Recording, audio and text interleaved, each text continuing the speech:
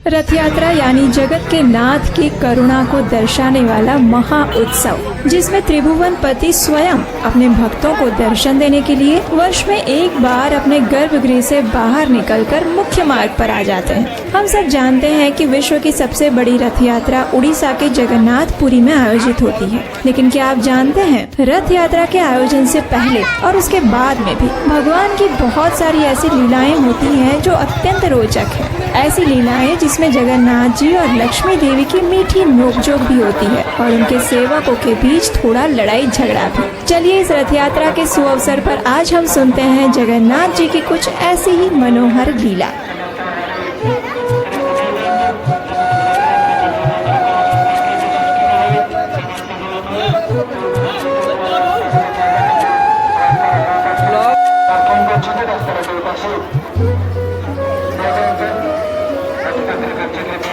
हरे कृष्ण।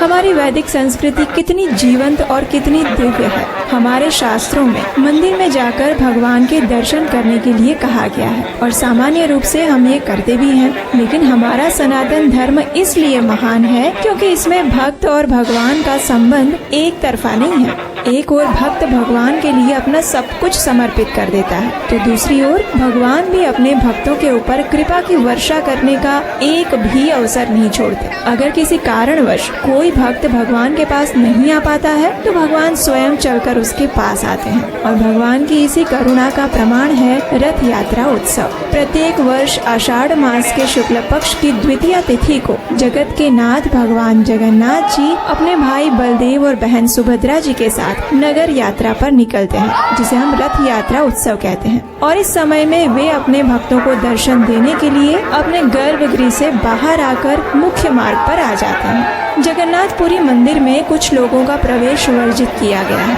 लेकिन ऐसे लोग भी इस रथ यात्रा के दिन भगवान जगन्नाथ जी के दर्शन कर सकते हैं। वास्तव में जगन्नाथ जी अपने इस स्वरूप में राजा इंद्रद्युम्न के समक्ष प्रकट हुए थे और उस समय उन्होंने राजा को कुछ आदेश और कुछ वचन दिए थे। जिस दिन जगन्नाथ जी राजा के समक्ष प्रकट हुए थे वो दिन था ज्येष्ठ पूर्णिमा। इस दिन जगन्नाथ जी ने राजा को ये भी आदेश दिया था कि इस दिन उनका महाअभिषेक करवाया जाए और इसलिए जगन्नाथ जी के जन्मदिन के उपलक्ष्य में प्रत्येक वर्ष स्नान यात्रा उत्सव मनाया जाता है। इस दिन सर्वतीर्थमय कुएं से 108 सुवर्ण के घड़े भरकर जल लाया गया और जगन्नाथ जी, बलदेव जी और सुभद्रा मैया का महास्नान यानी कि स्नान यात्रा संपन्न करवाया गया। वो प्रथा आज भी चल रही है। इस दिन जगन्नाथ जी को एक विशेष गजवेश भी पहनाया जाता है और ये गजवेश के पीछे क्या कारण है ये जानने के लिए आप नीचे डिस्क्रिप्शन में दी गई एक गजवेश कथा भी सुन सकते हैं। अब इतना स्नान करने के बाद जगन्नाथ जी बीमार पड़ जाते हैं, जिसे ज्वर लीला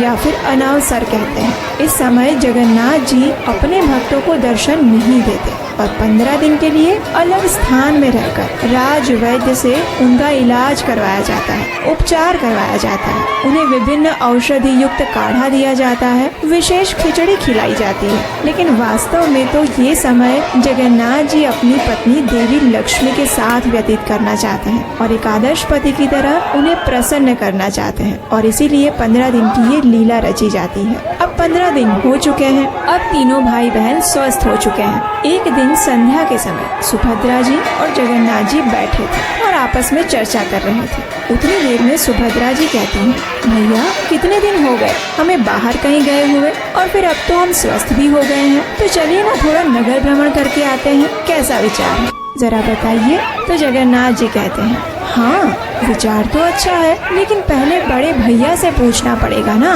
तो सुभद्रा जी कहती हैं, हाँ चलो भैया से पूछते हैं। और इस प्रकार दोनों चले जाते हैं बलराम जी के पास। जगन्नाथ जी बलराम जी से कहते हैं, भैया हम सोच रहे थे कि काफी दिन हो गए हमें अपने भक्तों को दर्शन दिए हुए, तो क्यों ना हम कुछ दिनों के लिए नगर यात्रा पर चले। अब ये सुझाव तो बलराम जी को भी अच्छा लग गया। उन्होंने कहा, हाँ कन्हैया क्यों नहीं, बिल्कुल जाना चाहिए, चलो अभी तैयारी करो, कल ही हम नगर यात्रा पर चलेंगे। और इस प्रकार सब तैयार हो गए। बस अब लक्ष्मी देवी की आज्ञा लेना बाकी था और जगन्नाथ जी पहुंच गए अपनी पत्नी लक्ष्मी जी के पास। जगन्नाथ जी ने बड़े प्रेम से लक्ष्मी देवी से कहा, देवी, आप तो जानती ही हैं कि इन 15 दिनों में हम अपने भक्तों को दर्शन नहीं दे पा रहे थे, और इसलिए अगर आपकी इच्छा है और आपकी आज्ञा है तो मैं अपने भ्राता बलराम जी और बहन सुभद्रा जी के साथ नगर भ्रमण के लिए जाना चाहता हूँ। 2 दिन में मैं वापस आ जाऊँगा, ज्यादा समय नहीं लगाऊंगा। हाँ बिल्कुल। अब अपने पति को लक्ष्मी देवी मना कैसे कर सकती थी, तो उन्होंने भी अपनी आज्ञा देते हुए कहा, अवश्य स्वामी आप जाइए, लेकिन याद रहे 2 दिन में वापस आ जाइएगा।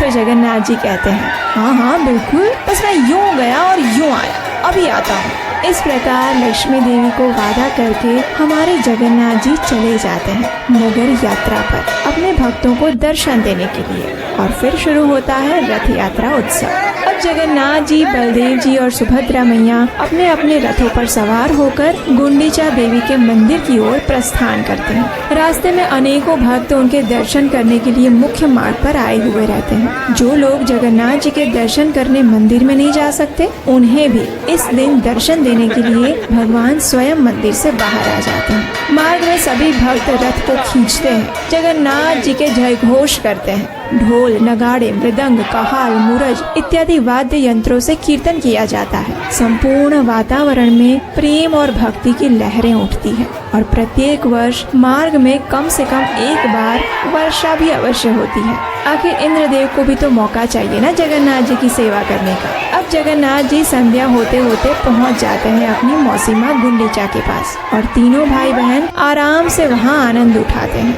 स्वादिष्ट भोग स्वीकार करते हैं, उद्यान में विहार करते हैं, और इसी आनंद प्रमोद में जगन्नाथ जी लक्ष्मी देवी को भूल जाते हैं। 2 दिन पूरे हो चुके हैं, लेकिन अभी तक जगन्नाथ जी के वापस आने की कोई खबर नहीं है। लक्ष्मी देवी बार बार द्वार पर जाकर प्रतीक्षा कर रही है, लेकिन ना तो जगन्नाथ जी दिख रहे हैं और ना ही उनके कोई सेवक। अब 3 दिन बीत गए और अब 4 दिन पूरे हो गए। लक्ष्मी जी के धैर्य का बांध अब टूट रहा है। ना तो जगन्नाथ जी आए हैं, ना उनके आने की कोई सूचना। फिर से लक्ष्मी देवी अपने सेवकों को बुलाकर पूछती है, क्या स्वामी श्री मंदिर में आ गए, या फिर क्या उनका कोई सेवक उनके आगमन का समाचार लेकर आया या नहीं। लेकिन हर बार लक्ष्मी देवी को निराश होना पड़ रहा है। उदास मुख से वे अपने झरोखे से झांकती हुई प्रतीक्षा कर रही है। आज 5वां दिन हो गया, लेकिन जगन्नाथ जी नहीं आए। अब लक्ष्मी जी की उदासी का स्थान उनके क्रोध ने ले लिया। उन्होंने सोचा, बस अब बहुत हो गया। 2 दिन का वचन देकर गए थे और आज 5वां दिन है। कितना गैर जिम्मेदार व्यवहार है ये। समझ क्या रखा है उन्होंने? क्या उनके वचन की इतनी ही कीमत है? और मैं, क्या मेरा कोई महत्व तो नहीं उनके जीवन में? ठीक है, कोई बात नहीं, मैं आज उन्हें बताती हूँ कि वचन देकर उसे पूरा ना करने का परिणाम क्या होता है। इतना सोचकर लक्ष्मी देवी ने अपने सेवकों को बुलाया और आदेश देते हुए कहा, सेवकों, इसी समय मेरी पालकी तैयार करवाई जाए, सभी सेवकों को साथ लिया जाए और हम इसी क्षण गुंडीचा मंदिर जाने के लिए प्रस्थान करेंगे। अब लक्ष्मी देवी का आदेश पाते ही उनके सेवकों ने सारी तैयारियां कर दी। लक्ष्मी जी के लिए एक सुंदर पालकी तैयार करवाई गई। अपने संपूर्ण ऐश्वर्य और ठाठ के साथ लक्ष्मी देवी पालकी में बैठकर गुंडीचा मंदिर जाने के लिए निकल पड़ी। मार्ग में उनके आगमन से पूर्व उनके सेवक ढोल, मृदंग, शंख इत्यादि वाद्य यंत्र बजा रहे थे। जैसे ही लक्ष्मी देवी गुंडीचा मंदिर पहुंची तो उनके आगमन का समाचार जगन्नाथ जी को मिला। जगन्नाथ जी के एक सेवक ने उनके पास जाकर कहा, स्वामी, माता लक्ष्मी आई है और कुछ क्रोध में दिखाई दे रही है। ये सुनकर जगन्नाथ जी को अचानक याद आया अपना वचन जो उन्होंने लक्ष्मी देवी को दिया था और जिसे वो भूल चुके थे। आखिर जगन्नाथ जी को बड़ा दुख हुआ, लेकिन अब क्या करें, भूल तो हो गई। अब अपनी पत्नी को मनाने के सिवा और कोई विकल्प भी तो नहीं था, लेकिन उनको डर भी था कि उनके सामने जाए तो जाए कैसे, और वो भी ऐसे समय में जब वे इतनी क्रोधित थी। फिर जगन्नाथ जी ने बीच का रास्ता निकालते हुए सोचा, नहीं, इस समय उनके समक्ष जाना उचित नहीं है। जब उनका क्रोध शांत हो जाएगा फिर देखा जाएगा। अब इधर लक्ष्मी देवी की पालकी जैसे ही गुंडीचा मंदिर के आंगन में पहुंची तो जगन्नाथ जी के सभी सेवकगण वहां एकत्रित हो गए। उन्होंने तो देख लिया था कि लक्ष्मी देवी अत्यंत क्रोध में है और बस मंदिर में प्रवेश करने ही वाली है, और तभी जगन्नाथ जी के सेवकों ने मंदिर का द्वार जोर से बंद कर दिया। अब ये देखकर लक्ष्मी देवी को बहुत ज्यादा क्रोध आया। उन्होंने सोचा, स्वामी आप यहाँ मेरे बिना ही अपने बड़े भैया और बहन के साथ सुखपूर्वक रह रहे हैं। आपने मुझे वचन दिया था कि 2 दिन में वापस आएंगे, लेकिन आज 5 दिन हो गए और आपको इस बात का थोड़ा भी विचार नहीं आ रहा है कि मैं आपकी प्रतीक्षा कर रही होंगी और ऊपर से आप द्वार भी बंद करवा रहे हो। कोई बात नहीं, जैसी आपकी इच्छा। आइए आप भी वापस श्री मंदिर, मैं भी देखती हूँ। अब आप यहीं पर रहिए। अब लक्ष्मी देवी अपने सेवकों से कहती है, ये रहा मेरे स्वामी का रथ नंदी घोष, जाओ उसे तोड़ दो। और लक्ष्मी जी के सेवकों ने भी अपनी स्वामिनी का आदेश पालन करते हुए जगन्नाथ जी का रथ तोड़ दिया और वहाँ जगन्नाथ जी के सेवकों और लक्ष्मी देवी के सेवकों के बीच में थोड़ी मार पिटाई भी हो जाती है। उसके बाद लक्ष्मी देवी चुपचाप वहाँ से वापस श्री मंदिर में आ जाती है, लेकिन इस बार वे मुख्य मार्ग से नहीं आती है, लेकिन गोहिरी गली से आती है। उड़िया भाषा में हीरा का अर्थ होता है देखना। जब लक्ष्मी देवी अपने पति जगन्नाथ जी को देखने के लिए 5वें दिन जाती है तो उसे हीरा पंचमी का उत्सव कहते हैं। अब 9वें दिन तीनों भाई बहन के रथ वापस श्री मंदिर जाने के लिए तैयार हो जाते हैं। जगन्नाथ, बलदेव और सुभद्रा जी ने माता गुंडीचा से वापस जाने की आज्ञा दी, उन्हें प्रणाम किया और वापस अपने रथ पर आरूढ़ हो गए। इस वापस जाने की यात्रा को बहुड़ा यात्रा के नाम से जानते हैं। उसमें इतनी धूमधाम नहीं होती, लेकिन फिर भी भक्त अवश्य होते हैं। अब देखिए, बलदेव जी और सुभद्रा जी का रथ तो सीधा सिंह द्वार तक आ जाता है, लेकिन जगन्नाथ जी सिंह द्वार पर जाने से पहले गजपति महाराज के महल के द्वार पर कुछ समय के लिए खड़े रहते हैं। उस समय गजपति राजा उनकी पूजा अर्चना करते हैं और उसी समय लक्ष्मी जी के सेवक ये सूचना जाकर लक्ष्मी देवी को देते हैं। ये सुनकर लक्ष्मी देवी मन ही मन में तो प्रसन्न होती है, आखिर उनके स्वामी वापस आ रहे हैं। वे श्री मंदिर से बाहर आकर चानी मंडप में आती है और फिर रसोई घर से होकर भेंट मंडप में प्रवेश करती है और इस प्रकार 10 दिन बाद उन्हें अपने स्वामी के दर्शन होते हैं। इसे लक्ष्मी नारायण भेंट या फिर चानी मिलन कहते हैं। उस समय लक्ष्मी देवी को जगन्नाथ जी का विशेष हार प्रदान किया जाता है। वे जगन्नाथ जी के रथ नंदी घोष की प्रदक्षिणा करती है और फिर श्री मंदिर में उनके आगमन की प्रतीक्षा करते हुए वापस श्री मंदिर चली जाती है। लेकिन अभी भी लक्ष्मी देवी के मन में कुछ चल रहा था। कुछ समय बाद जगन्नाथ जी का रथ भी सिंह द्वार पर आ गया। अब फिर से तीनों भाई बहन श्री मंदिर में प्रवेश करने वाले हैं, लेकिन यहाँ रथ यात्रा समाप्त नहीं होती। आपको क्या लगता है, लक्ष्मी देवी इतनी सरलता से जगन्नाथ जी को क्षमा कर देगी?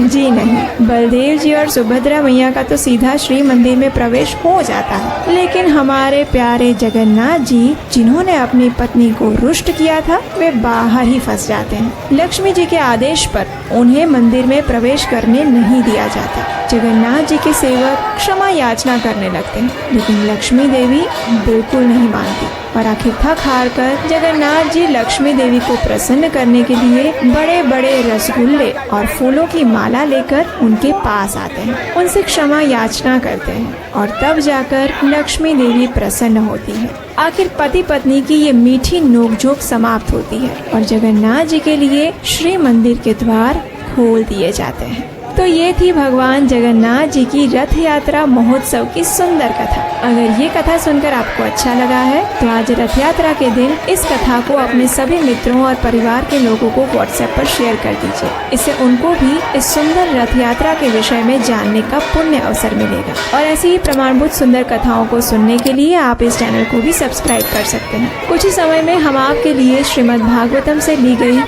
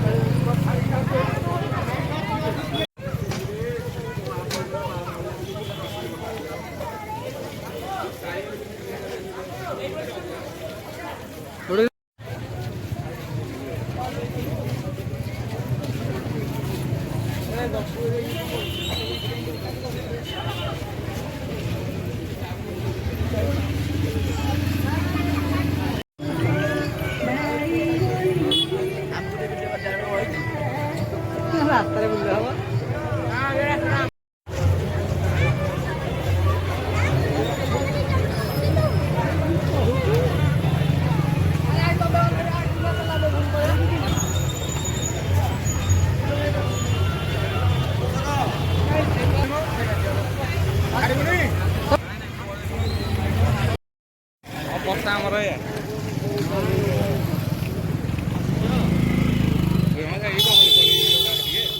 ଟିକେ ଛୋଟ ଛୋଟ ସର୍ଟ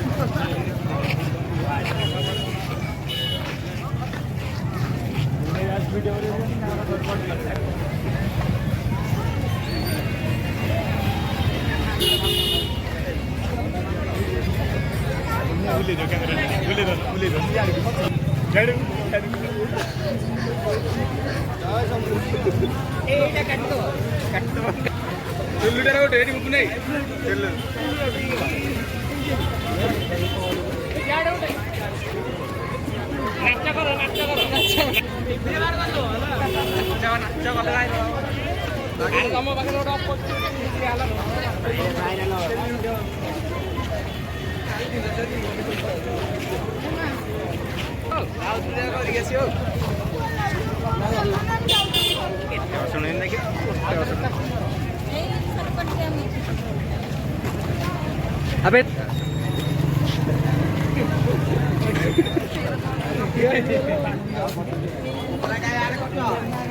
ତାଙ୍କର କରିବେ ଟିକେ ଏପଟେ ଏଇପଟେ କରିବ ତମର ଭାଇରାଲ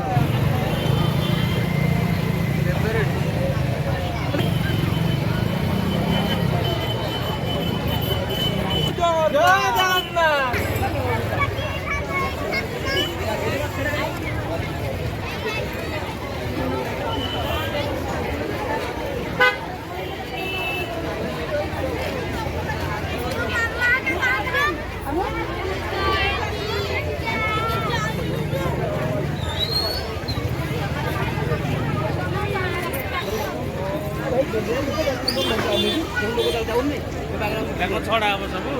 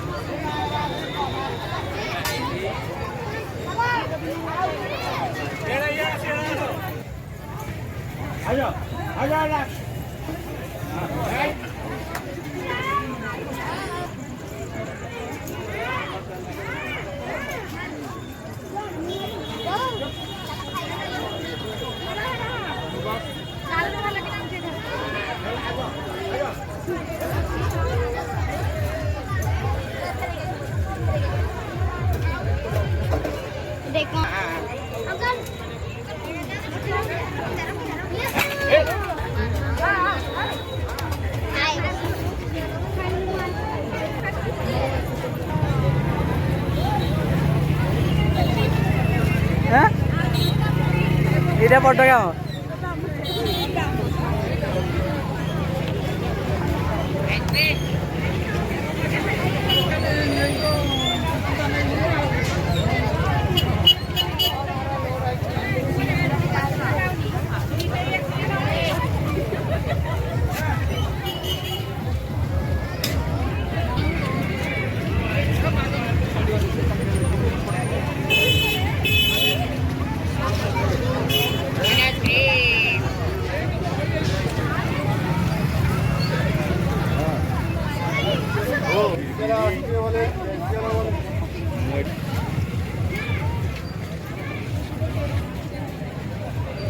हाँ रेडी